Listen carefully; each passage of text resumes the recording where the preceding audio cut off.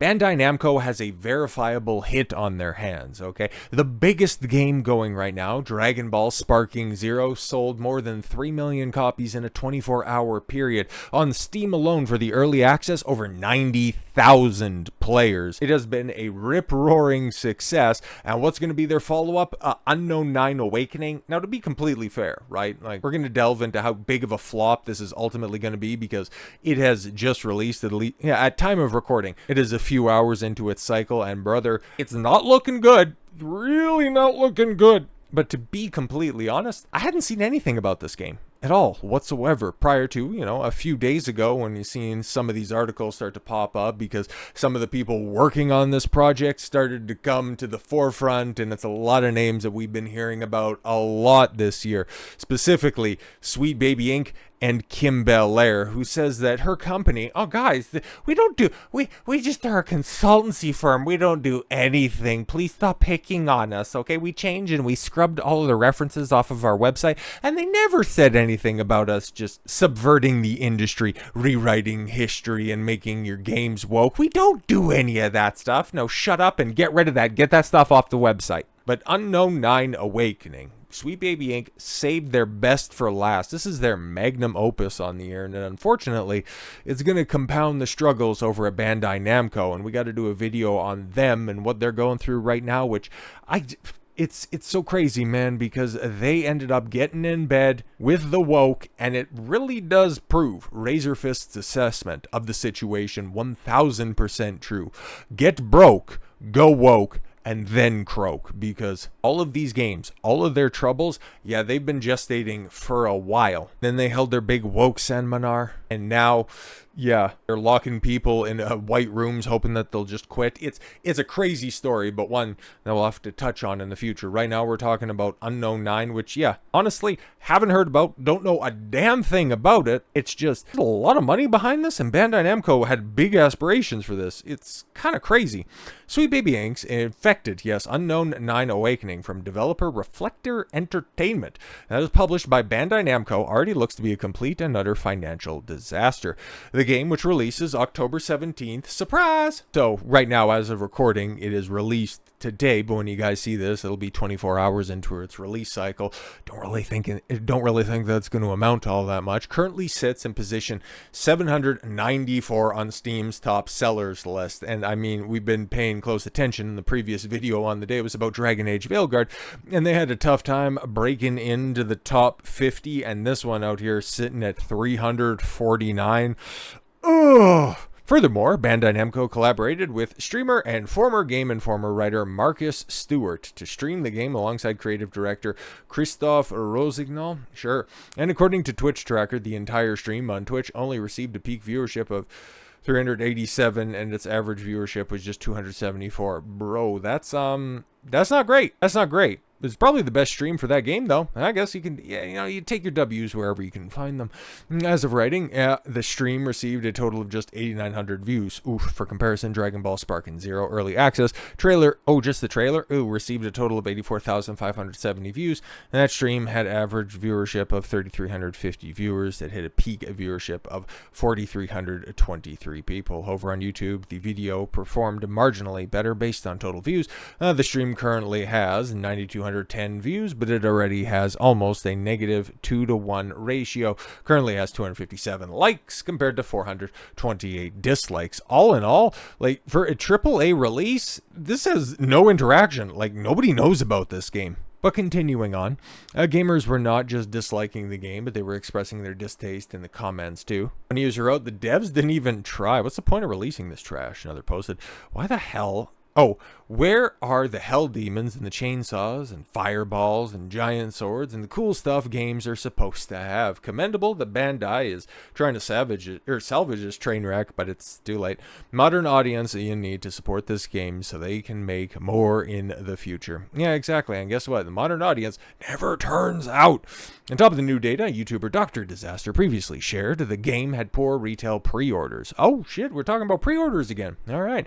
The person runs 9 retail stores in a highly populated area, and I'm told, that in all 9 stores combined, there hasn't been a single pre-order for Unknown 9 Awakening. And I was recently contacted by someone else who worked in the retail industry who claimed to run 14 stores. I'm still vetting this person, but according to those 14 stores, not a single pre-order. And I mean, okay, cool. We're how long into this article, and we're running a bunch of numbers, and we've seen some screenshots, and well, we've seen what appears to be the main character, and that's a problem that I'm seeing a lot with even new IPs or new installments in long-running successful franchises.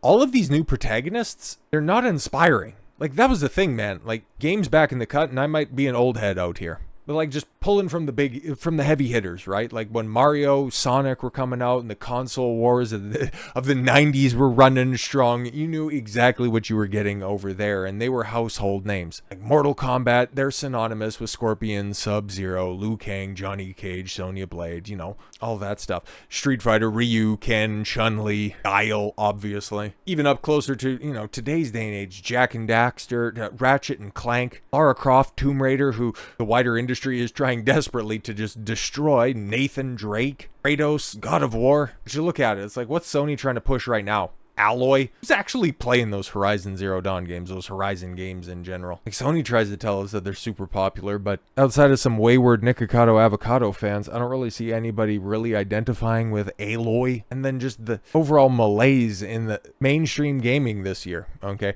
You had what? Yeah, Star Wars Outlaws. You had K-Vess's generic looking ass. Not that chin, though.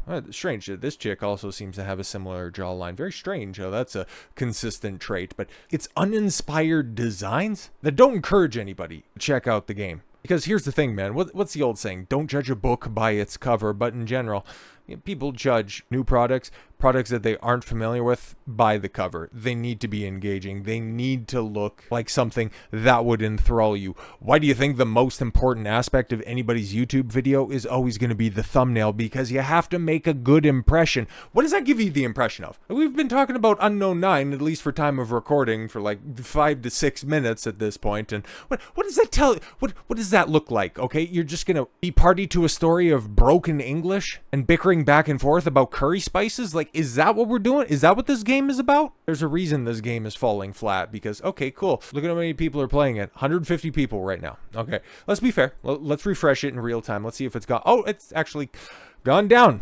121 players right now. 169 peak players for a AAA release. Now, just for posterity's sake, and, you know, be completely and totally transparent with you, I'm recording this, you know, at time of recording, I'm in mountain time, okay, so adjust your clocks accordingly. 20 after 9, okay, it's 20 after 9 here in the evening when I'm recording this, and yeah, out on the west coast, or I'm sorry, out on the east coast, I guess it would be 11:30, out west 8:30, so anybody who would be excited to play this game would still have the opportunity to play it, but no, it's already peaked, and it peaked at 169. Nice, but that's about the only nice you're going to be getting about this, because we got some inside information on this one when it comes to pre-orders, and while we've already talked about how there's no pre-orders across a couple of smaller chains, we got Stuttering Craig out here again with his retail insider, who has access to 800 big box stores pre-order numbers and gives you a grand total of 46 pre-orders. 12 were canceled,